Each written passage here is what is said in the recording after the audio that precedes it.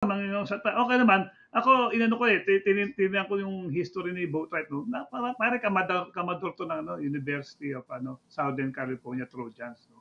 Bah. And ang scouting report sa kanya is he can shoot from anywhere. Pero talagang magaling mag 3 points eh. Alam mo yung may history sa kanyang college na gumawa siya ng record sa isang game, no? Na nakashoot siya ng 10 3-pointers. Talagang halimaw. deadly. Meron talaga. And he's 6'10", 27 years old eh. Alam mo yung binuo ni Coach Tim yung kanyang pool, 'di ba? Parang preparation it's a 4-year program, 'di ba? Andiyan the likes of Kevin Cambao, si Kai Soto, mga mabata si Tamayo, Dwight Ramos, lalo ng mga bata. So ito 27 years old eh. Kung mananaturalist to, nako, kalakasan nito eh.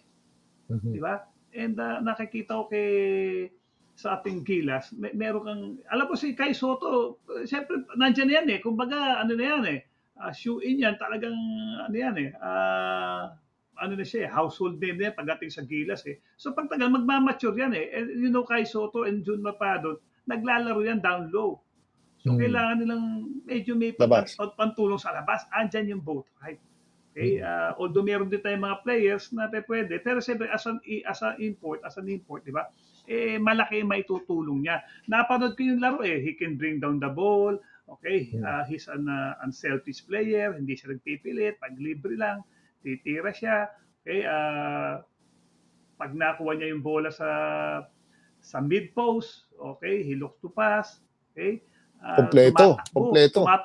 Tumatakbo din sa sa break eh. Sa break, hindi basta open court. Nakita ko eh, tumatakbo din eh. Hindi parang tatamad-tamad lang na ganoon eh. Okay, sinasabi nila depensa. Okay, medyo malam niya. Ganyan din naman ang sinabi kay Kai Soto, payat yan, depensa niyan, gano'n. Ba't nandiyan pa rin si Kai? Siyempre, alam mo naman ang coach, nakikita naman pag pag kinuha ka naman na isang player, hindi ka pa naman complete player, may nakikitang strength sa'yo, may nakikita ring weakness. Siyempre. At yun, gumagawa ng paraan ng coach, paano na-offset yung mga kahinaan? Team basketball to pare, di ba? Hindi naman one-on-one to eh. Di ba? Kung ano yung medyo sa tingin mo kakulangan mo, nakukuha na, kumbaga nakukompensate ng ibang mga teammates mo. Kakampi mo, tama. Yan, di ba? Tama. So, I don't see any reason bakit babantay mo ba ng malaking banger yan? Hindi yan. Siguro magiging helper yan.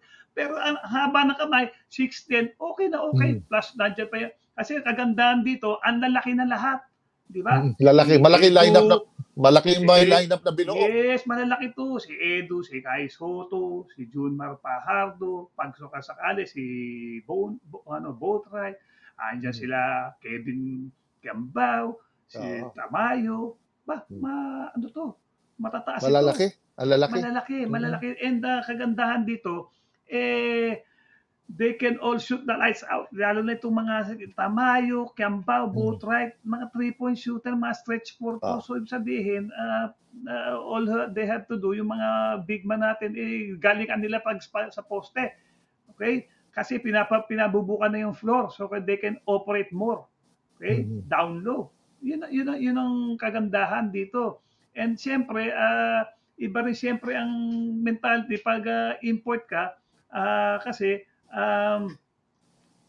ewan ko ba anong sinasabi pag lahing import mas malaking naitutulong eh, di ba?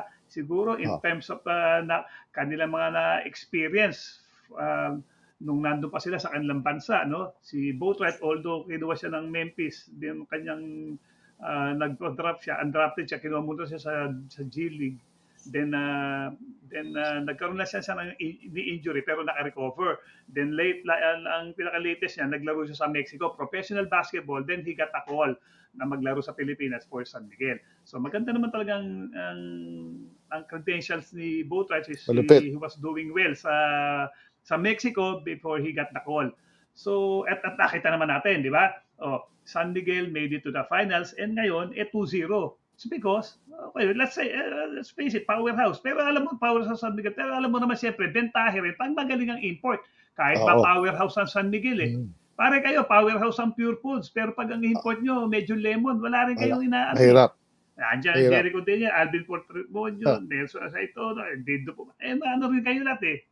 Pero pag pangit ang import, di ba? Kasi import, it plays around 70% ng ng laro nasa import. So nakikita natin na magaling din talaga tong voter at nag-click sa sistema ng San Miguel kasi nga nabigyan mo ng malaking espasyo yung Junmar Fajardo. Okay? And yung mga slashers nila. Kasi nga bubukas. Napapabuka ni Boatwright yung floor na gumaganda spacing nila. So yun, ako okay din ako. At lalo na napakabata. Nako, kung si ating si Gusting Kayumangginga na 35 years old, pwede pa eh. What mo rito? Di ba? Naman. Lalo na pag na-adapt na niya. Di ba? Yun lang naman yan eh. Sa tingin ko, yung unang paglaban sa San Miguel ng championship na kasama siya, slowly, okay to, makumukha yung laro ko, fit dito sa San Miguel Di ba? Parang ganun eh. So mag-fit din sa Pilipinas yan, even sa Gilas kasi he's an unselfish player. Hindi siya matakaw.